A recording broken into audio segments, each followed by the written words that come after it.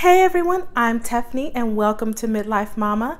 On this channel, you'll get videos on midlife pregnancy and parenting, product reviews, baby updates, and a new thing we're doing is day in the life vlogs. So if you're new here, go ahead and hit the subscribe button and stick around for a while. In today's video, I'll be sharing the story of how I became a midlife mama. I'll answer questions like, why didn't I have a baby sooner? Was I trying to get pregnant at 45? How did my daughter get her name? And finally, why I'm a single mom. All of that's next. Stay tuned.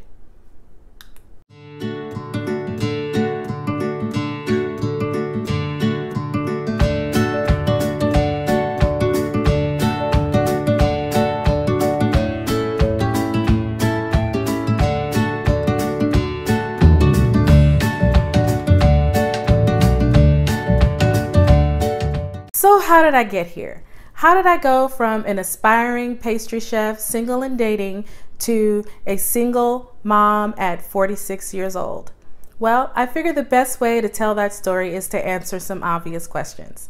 And the most obvious question I get is, why did I wait so long to have a baby? So why didn't I have a baby sooner? Well, the way to answer that question is probably to explain to you that my cycle was just weird. It was just weird. I started at 16, which is fairly late. And after my first period, I did not have another period for 6 months.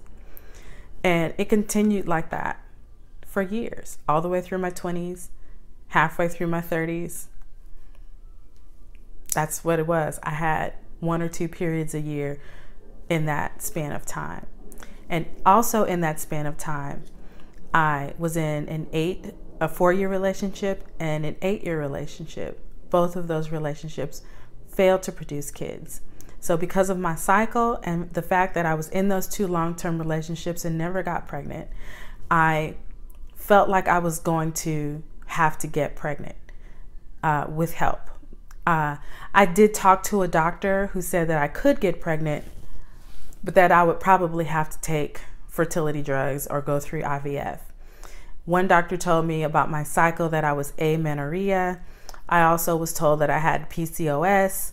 None of it was officially diagnosed, but those were reasons I was given for why my period was so irregular. So because of that, I didn't have a baby that's why I didn't have a baby sooner. I just didn't. I wasn't ovulating on a regular basis, and it just didn't happen because I was not trying to get pregnant in my 20s or my 30s, but I also was not trying to not get pregnant in my 20s and my 30s. It just didn't happen. And so how did I feel about that? Well, I felt sad because I really wanted to have a baby. If you had asked me in high school what I wanted, I would give you an answer. I had picked a career. I would give you an answer. But in my heart, what my heart's desire was to get married and to have kids. And I wanted to have multiple kids. I wanted to have at least 4. And I guess that just wasn't in the cards for me. So I really had to go through a grieving process when I realized that I wasn't going to have a baby in my 20s and I wasn't going to have a baby in my 30s. Got halfway through my 30s and I thought, okay, I'm going to have to go through this process. I'm going to have to mourn the babies that I really wanted to have.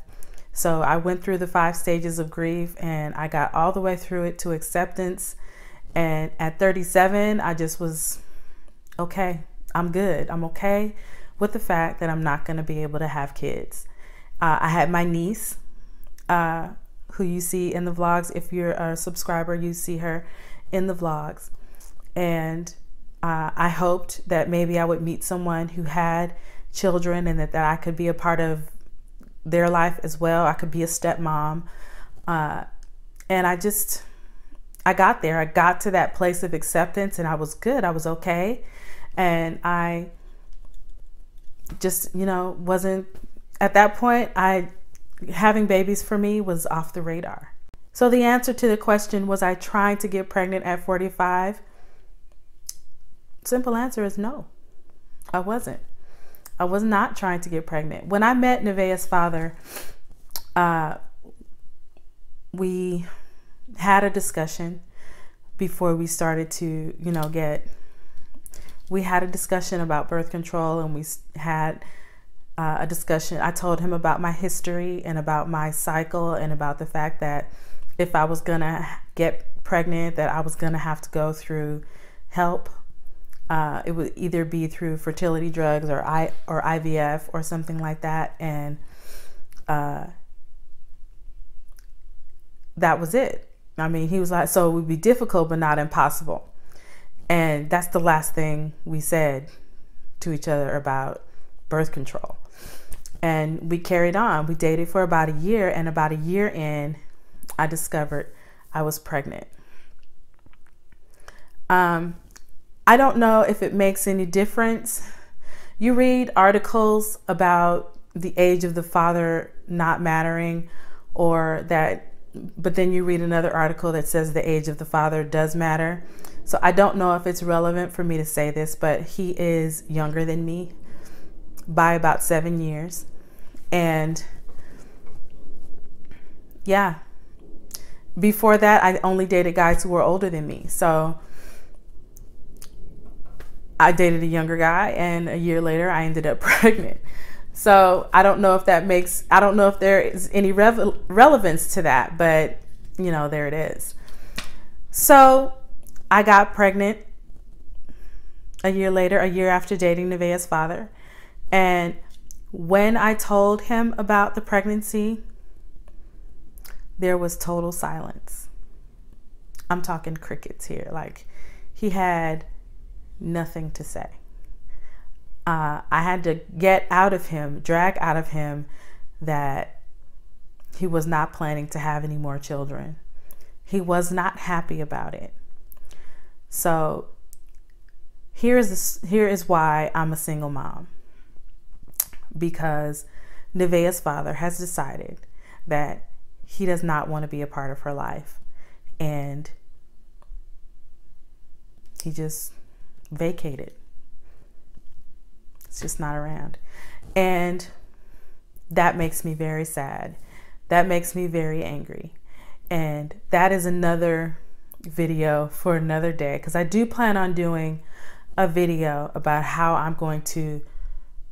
I get to forgiveness about that, and how I'm going to how I feel about it. I will do another video about that, but I'm not there yet. I'm not ready to do that video yet. Just the reason I'm a single mom is because Nevaeh's father has decided that he does not want to be a part of her life right now.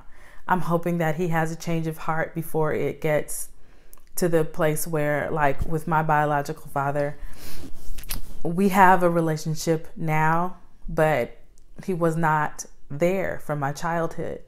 And, I had feelings about that for a long time. And so I feel like I'm the perfect person to be her mom at this point. Well, I'm the perfect person to be her mom. So I feel chosen, so to speak, because her childhood is starting off sort of like mine did. And the only other thing I want to say about that is that I hope that he has a change of heart later on and wants to be a part of her life. That's it. So how did Nevaeh get her name?